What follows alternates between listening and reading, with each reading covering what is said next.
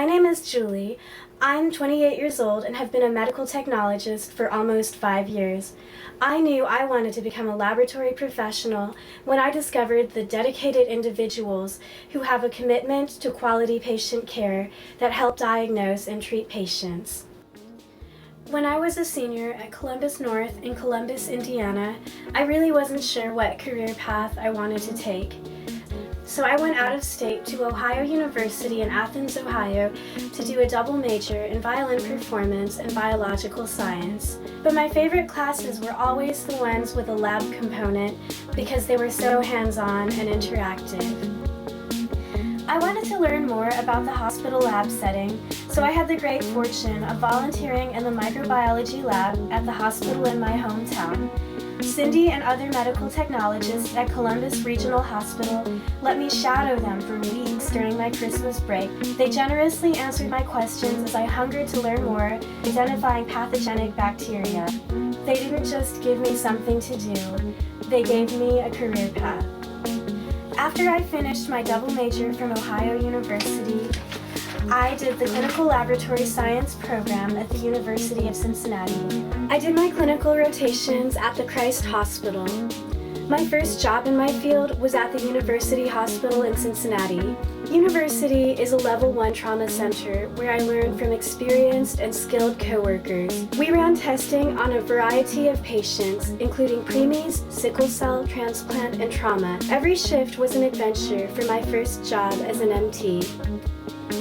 Now I work at St. Joseph Hospital in Lexington, Kentucky. Here are just some of the diverse and interesting tasks you will do as a med tech.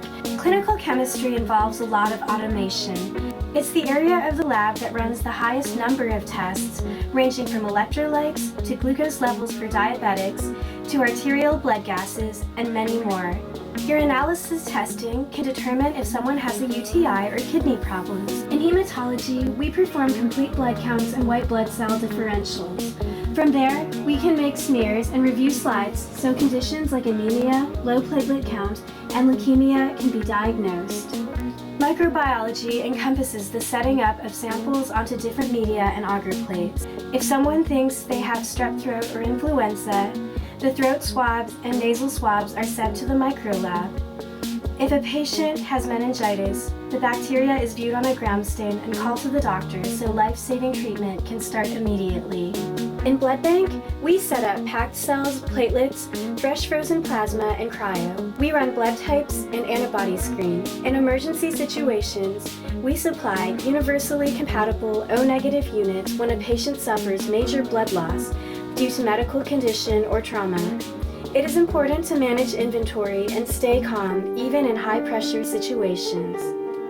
I would have never guessed how challenging and rewarding my job as a med tech could be. It makes me happy to analyze samples from patients seeking to know their results to check the status of their health. Lab tests compose 60% of a patient's chart. The samples tell stories. The results we get affect the diagnosis and outcome for someone's life or the life of their spouse, sibling, child, parent, or grandparent. It's moving to see the cycle of life and death when the victim of a trauma becomes the organ donor for a liver transplant or any patient awaiting a second chance. It's amazing to know that the work we do can save the lives of premature infants so small their moms could put their wedding band around their tiny baby's wrist. If I had one wish as an ASCP Ambassador, it would be to spread the word that laboratory professionals make a difference, and I hope you will consider a career in this important and growing field. Thank you. Do it.